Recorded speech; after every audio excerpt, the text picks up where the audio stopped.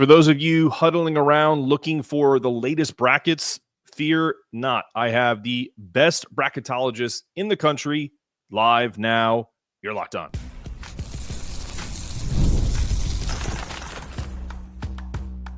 You are Locked On UConn, your daily podcast on the UConn Huskies, part of the Locked On Podcast Network, your team every day. Thanks for making Locked On UConn your first listen every day. We are free and available wherever you get your podcasts and on YouTube, part of the Locked On Podcast Network, your team every day. Before we dive into today's show, I want to come up to say how thankful we are for all of you. We appreciate all of your support, especially my everydayers out there. We're proud to say we're the only daily podcast covering the UConn men's and women's basketball program, the hoops capital of the world, and we're thrilled to bring you the coverage you deserve. And to show our gratitude, we're giving back to our community. We're donating 10% of our revenue to Husky Ticket Project, helping send kids to UConn games. Special shout out again to all of my everydayers out there. As I mentioned in the cold open, we have a special treat for those of you constantly going on your phones, refreshing the latest brackets, whether it's Lenardi, DeCourcy, Palm.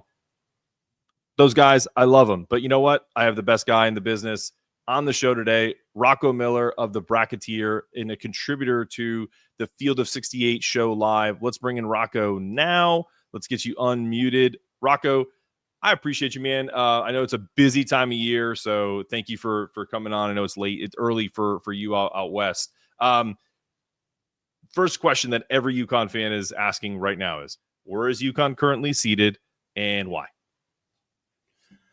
Yeah, well, hey, first of all, it's great to be back on, Mark. Good to see you again. And we don't really sleep this time of year, so don't apologize. It's just part of the deal. We've only got 12 days till Selection Sunday. We're recording this on a Tuesday morning. And, after going through the exercise late Sunday, early yesterday, UConn was able to bump up to an 8. They're the last of the 8 seeds, so number 32 overall on the board. And basically what's happening right now is a lot of teams starting from like the back of the 4 seeds all the way till maybe the first couple of 9 seeds are mostly playing well, or at least have a lot on their resume, and it's getting difficult to separate those teams. So teams even like Gonzaga, who don't have much of a resume but have extremely strong, power numbers, they're 8th in the net, or even just teams like BYU, who kind of came out of nowhere and now they have a road win at Arizona, are right next to UConn. And now you have a surging Vanderbilt team. They're right behind UConn. So that's just like the recent snapshot in time. It changes constantly. But I will say this: UConn with their road win at Creighton and at Marquette, plus the win over Gonzaga, makes them very solid. I think 4 of their hardest 5 games they won, according to the team sheet at least. Yep. And when you look at all the records, they're 10-8 in the top 2 quadrants, 15-9 in meaningful games. They're 6-3 in top 2 quadrant road games, which is a very important number if you were ever to be at risk. And then 8-7 away from stores.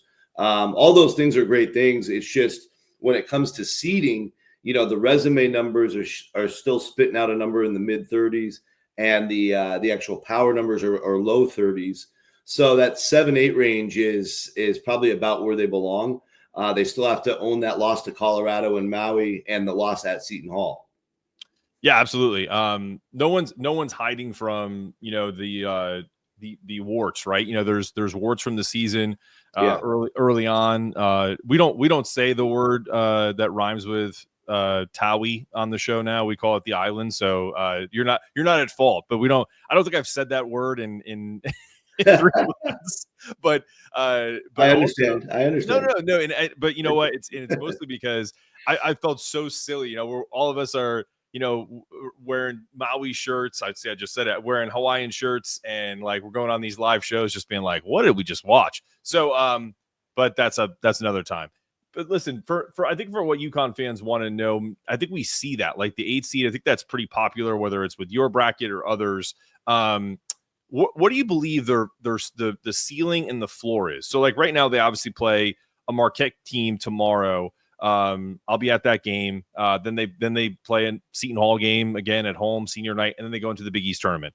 What could happen if, for example, they win out, or potentially win the Big East tournament, as unlikely as that may seem. What would that do to their seeding?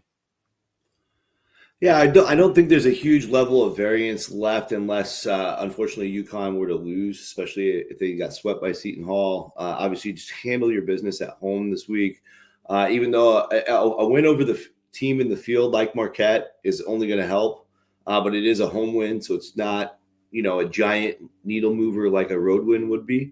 But I think a 2-0 finish, and if they win convincingly, like they're at a point right now where they're going to get in. So at this point, those power numbers could help your seeding. Sure. If you beat Marquette by 25 or more, for example, that would actually move the needle with everything from KenPom, Torvik, Net, etc. So blowouts, for better or for worse, matter in this part of seeding. But outside of that, UConn's going to be more interested in what everybody else is doing. You would need to pay attention to BYU, Vanderbilt, Gonzaga, UCLA, Illinois, Kansas, all those teams next to you. If they take a loss or multiple losses, or even like if Louisville fell or Memphis fell, then those are all teams UConn could potentially pass with a solid finish. Fair enough. All right. When we return, actually, you know what? One more question before we go to a break. What's their floor? Like, do you think that if they're an 8, they're an 8, like we got to go to the negative side of this, unfortunately. Could they slip to a 10? Oh, yeah, definitely, because you could get swept by Seton Hall. Like the floor is always lose out, right? So if you lose out, you're losing 2 more home games.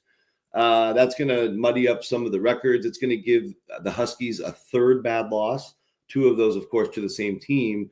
And then you would, if you're saying floor, you're also losing your first Big East tournament game, which is likely also against a non-tournament level team. I'm not sure what the bracket would look like in that scenario, but you certainly wouldn't want to do that, because there are teams on the 9 and 10 that are looking to make a jump up. They'll probably slip to a 10. That's a fair guess. But I certainly wouldn't recommend that outcome. Yeah. Although there are some people in our fan base that are like, you kind of want to stay away from the 1 seed. So, dropping to 10 may not be a bad thing. It's a solution for sure. It's just, not the safest. Yeah, probably not the smartest either. You don't want to, take that out of your hands and put it in the committees. All right. When we return with Rocco, let's talk about the bracket as a whole right now and get away from just UConn specific. And I have some questions around how things are being viewed right now, coming up after this. Get the supplies you need from the site made for the skilled trades. Supply House. Whether you're in plumbing, HVAC, or electrical work, Supply House is the reliable way to order products online.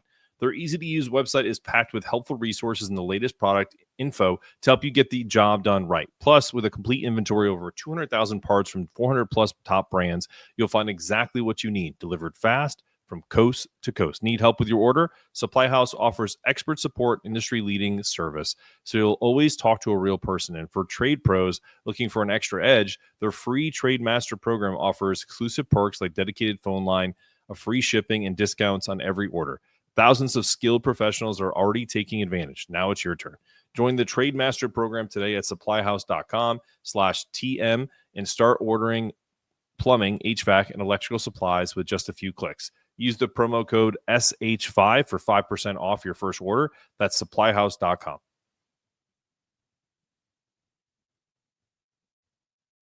All right, we're back with Mark Zanetto here on Locked On UConn, as always, and our guest, Rocco Miller of the Bracketeer.org. Tell us about how you got started, because, like I said, not because I know you, but I've always thought of you as kind of where I go to first before I even look at some of your counterparts.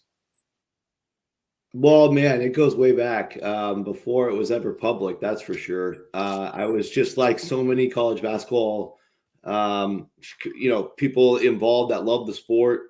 For as far as I can remember, when I was a kid, I grew up in Seattle. We had the Final Four when I was little twice, and we had multiple Elite Eights. I saw the Fab Five, I think, when I was 11 in person. We sat in the 4th row in an overtime game against Temple, 1993, the same year Weber would go on and call the timeout when they didn't have any. My entire life has been a national college basketball experience. And so, when Joe Lunardi got popular, I think I was in high school. Mm-hmm. And that was the late 90s, not to date myself too much. But I always got really competitive with Joe. The way they presented Joe to the public in all those broadcasts was like, whatever Joe says is the law of the land. Don't argue it. And, we kind of all lived that experience for a long time. And even to a degree now, they still kind of present it that way. Sure. And, me being the competitor that I am, and I know these teams, I've also been somebody that loves the entire sport of college basketball. I try to follow all of Division I. Anybody who's been following me for a while knows that I'll go to a game in any league, anytime. And we want to treat every league the same at Bracketology.org. So we do a lot of mid-major coverage because of that. But what I ended up doing on Selection Sundays, even before Twitter, was I would have a scratch paper, do an entire process the morning of, and then kind of compare my final guess, I guess you could say, to Joe's, and then Jerry Palm as well, CBS. Mm-hmm. And I would just notice, I had roommates at the time, they could all vouch for me, I guess. But I just would notice I was a lot more accurate in certain ways, whether it was seeding, whether it was getting the right 64 back then, now 68 teams. And then eventually, when Twitter did start, I decided to go public at that point, having no thought that it would become what it became. But I had always wanted to get more involved in the sport broadly for several other reasons, whether it's scheduling or being, more media involved and being able to share some of my insights with a larger audience. And so it all just kind of went hand in hand and snowballed, just stayed after it day after day. And here we are. I started the website about 10 years ago, Bracketology.org. And that the mission of the site has never changed. It's basically to provide education around what the committee values and what the committee doesn't care about. So if you are somebody more like me in the way you look at basketball, you don't want to just be told your team's in because somebody on TV told you. You want like some actual proof in the pudding. And so all of my forecasts and projections don't have anything to do with my own opinions. It has to do with going through the entire process from start to finish that the actual committee uses. And over the years, I've developed relationships with some of the committee members. And so a lot of these forecasts, so you might not always like them, and that's natural. Sure. There's no way to please everybody. But what you can count on is the accuracy. No, and I appreciate that. It's why I've referenced you multiple times on the show when we talk about, when I do my own like mini little bracketology segments as we get to this time of the year. I do have one question. This is not about you. This is more just about the brackets as a whole from the committee. And you just talked about what they value, what they don't value. I'll give you an example, right? And this, I think you have Arkansas out, and I think you have Xavier out as well. I think in some brackets you see Arkansas is like a last four in, and Xavier is maybe last four out, somewhere in that range. I'm using that for two reasons. One, I'm a UConn show, so I'm using a Big East team versus a larger SEC school, larger conference, right? So, and I think Oklahoma has a little bit of something of this too. So I use these two as an example.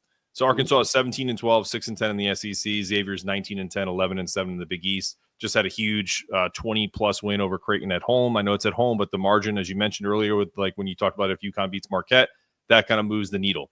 Why do you feel like I think for me, and this goes back to my days of covering the SoCon and UNCG and things of that nature, why does it feel like the committee values tough losses in bigger leagues on the road or at home versus a winning record in conference against a smaller conference? It's hard to see the Big East as a smaller conference, but it is. The P3 versus the others. Well, first of all, I think there's got to be ways to strike balances because it is very difficult to compare. I think that's the hardest job the committee has to do when, the SEC is having a record-breaking year in terms of the depth of the quality of teams that there are. Obviously, when their last place team, South Carolina, pops Arkansas, that shows you just how talented the league is.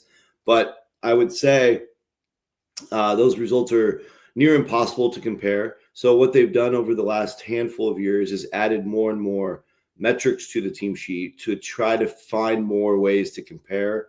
Now, again, the quad system was also created as a point of comparison, but the bubble right now, there's not a lot of great options. So most of these teams in quad 1, or even when you add in quad 2, have pretty poor records, like Arkansas 6-12, Oklahoma 6-11. You look at Indiana is getting in now.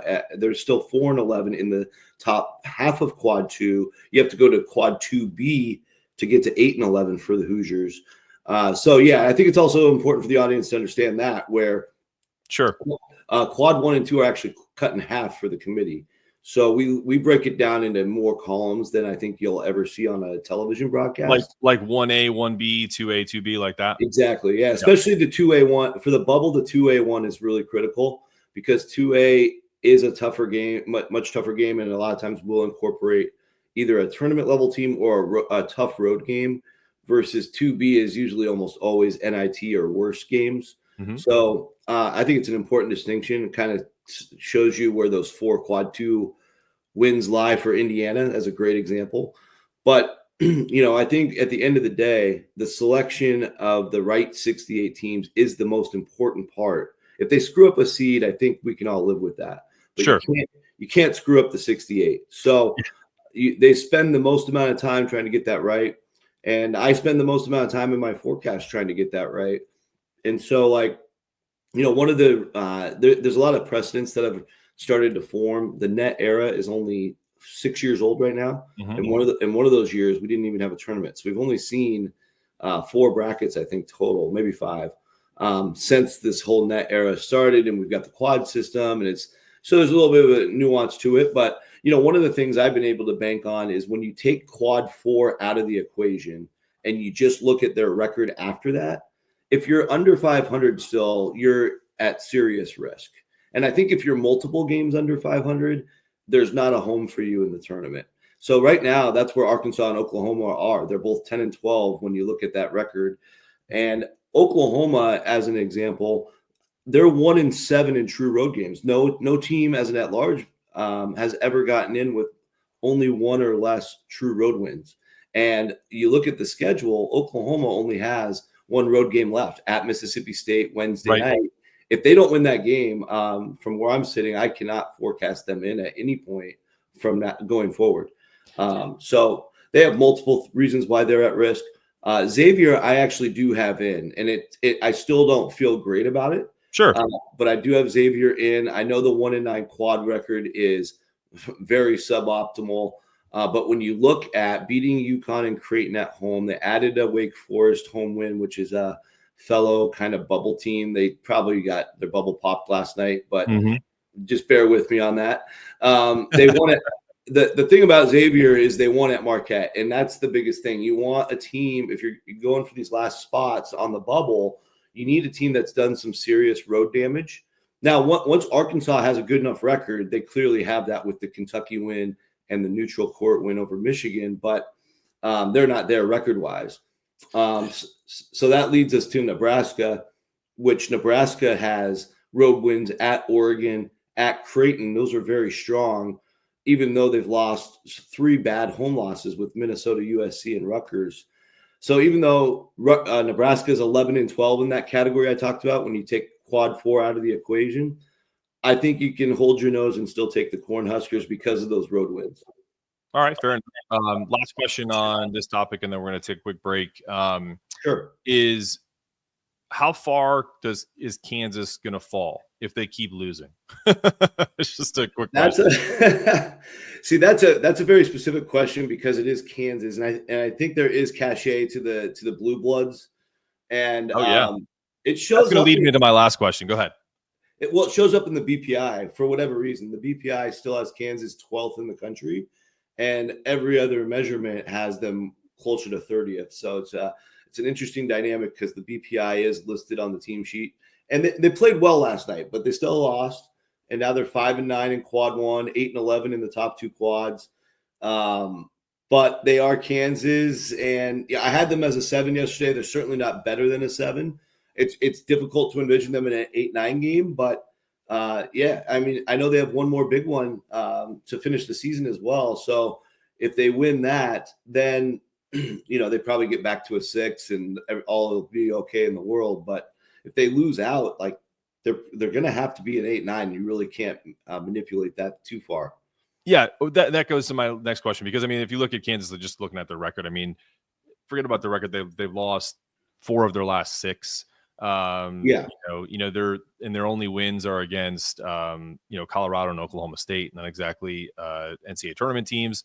So they're definitely feasting on lower competition, or the lower regs of the Big 12. I joked around with some UConn folks that maybe we'll get and this is not a shot at Tom Izzo, but sometimes I said maybe we'll get the Izzo bump. If we're on the 8 line, maybe we get bumped to the 7 by the committee just because it's Dan Hurley and because it's UConn and because they're a 2-time national champion. Any thought to that? Like, because you just talked about how Kansas, the BPI shows up and like it's a blue blood. Like my thought is I would not rule it out. Like, you're very much on the same wavelength in some ways, because the data is the data. Guys like me look at it every day, and we still get surprised on Selection Sundays, even if it's just like one seed line up, right? Like a little bump. And I thought last year, I got into the weeds on the bubble. I was one of the only bracketologists that had Virginia right. I know it's not anything to be proud of because they were they were awful to watch in Dayton. But due to the process and due to the fact that they had a road win at Clemson, which was a better road win, it's kind of like Xavier this year. Like, they have that big road win. They belonged, and I thought Michigan State didn't belong last year. And the committee turned around and slapped them with a 9 seed, and then they won their first game and made me look really bad. But by the process, if their name wasn't Michigan State, I have a weird feeling they might not have got in.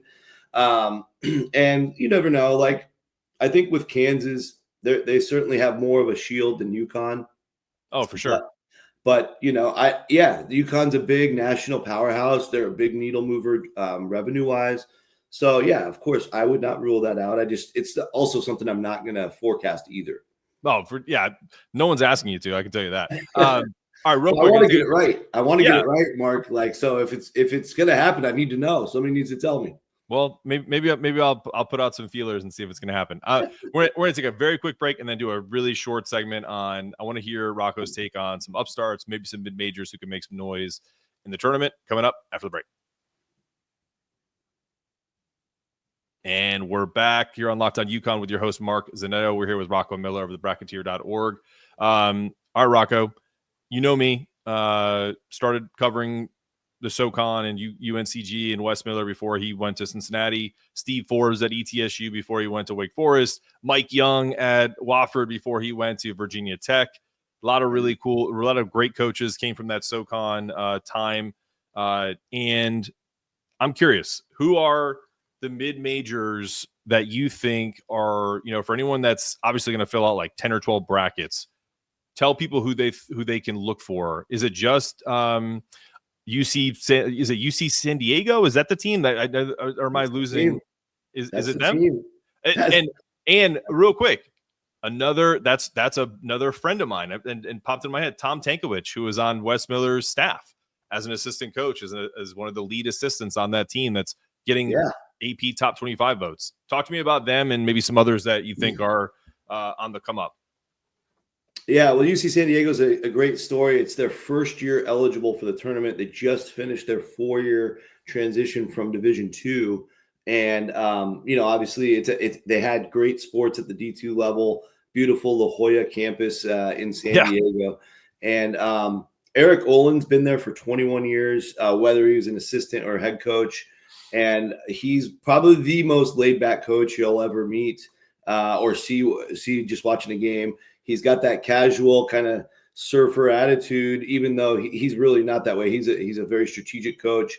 But what he's got is a collection of players that really love each other. They play for each other. They've been together. It's hard to find a roster like this.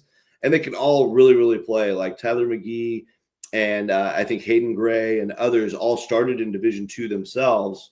And they just play fundamental basketball. They never beat themselves. Everybody can shoot the rock, and they have a really big unicorn in 6'6", 200-pound Anna Ninoa Tate Jones. He's from New Zealand. His dad and I are now talking all the time for the updates. I went down to Irvine and covered their game down there. A huge win to kind of put them into the at-large mix. And Tate Jones is like, he moves his body in different ways. He grew up a soccer player. He's really hard to defend. He can go from the three-point line to the lane in 2 steps. And everybody does these little spin moves and shifts because there is a good mix of international guys on the team. And then they have some athletes mixed in too. It's just a very, very dynamic group. They can beat you in so many ways. And I tweeted after their last game, there was a highlight where, and they have several possessions where everybody touches the ball. So if you love fundamental basketball and teams that really enjoy playing together and love their brothers like that, this team is phenomenal to watch. Similar to them, Mark, is the Drake Bulldogs because they're a little bit more well documented because a lot of people saw them at the Charleston Classic. Don't forget they beat Vanderbilt by 11 points in the championship game. So I'm gonna have a meltdown if for any reason Drake doesn't get in. I think they're in no matter what happens in Arch Madness. But the team they win ugly. Like they had Missouri State's the worst team in their league. They had to beat them in overtime both times. But the bottom line is they just win and they're awesome in crunch time. They play very smart basketball. They're the slowest tempo team. So again, they're going to be winning games in the 50s. But Bennett Sturts is just this freak 6'7" kid that can rebound. He's got very long arms. He plays point guard most of the time, but he can also defend the other team's 5. They just have so many. This guy Mitch Muscari is a deadly shooter. I was at the Kansas State game in Kansas City when he hit 8 threes in a row. Wow. So he can get deadly hot. So I think those are the 2 teams for sure to watch. But there's some deeper sleepers after that. For sure. Last little bit, and we'll kind of flip it back to the big boys. I've heard a lot of folks talk about how this is Auburn and Duke versus the field. Why do I not buy that? I mean, I watch a lot of basketball, as you know, and you do too. Houston is damn good. That Tennessee-Alabama game was an all-timer. I feel like there's more teams that are as good or on that level. Am I wrong, or do you feel like it is Auburn versus Duke in the field? Well, I think Houston and Florida are pretty close to that level. I agree that Duke and Auburn are performing in a way that is so historically dominant, or if it's not historical in terms of maybe they're the best team ever, but they're in that conversation. So they deserve the credit they're getting. The amount of teams Auburn's beat is crazy. But at the same time, there's something special about the NCAA tournament when you step out of your league. Now, UConn fans probably laugh at me for saying that because they made it look easy. At least that first run when they beat everybody by double digits. But I think the majority of the years you're going to run into some adversity during the NCAA tournament that will really teach you something about these teams. I also think the element of NIL is something you got to keep in mind. Sure. Who knows what's going on behind the scenes. You would imagine a Duke type of team won't run into something like that, but maybe an Auburn or another SEC where if a player doesn't get his money on time or they're promised bonuses for making the Sweet 16, maybe they don't show up for that game. There's just weird stuff going on in the sport like that. Like sometimes teams just don't show up. So I'm just saying some of those scenarios because I do agree Duke and Auburn are the 2 favorites. But there are there's a larger list of good teams, and there's also a lot more variables in today's college basketball than there used to be. Yeah, and I would get killed in my mentions if I didn't somewhat correct you on the second run was actually a higher. Yeah.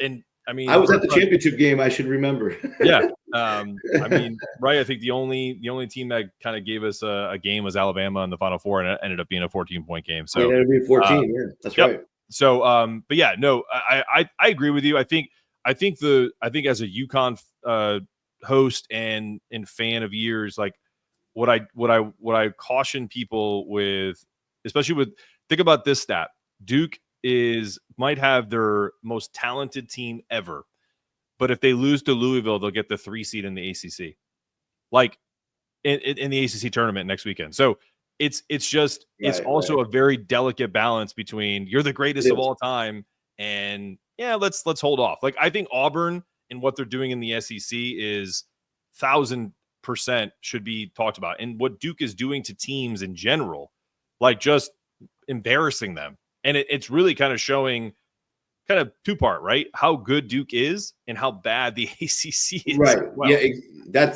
I think that's the more important point at this point when you're trying to project the entire national tournament. I think, turn on the tape of Florida's game at Auburn.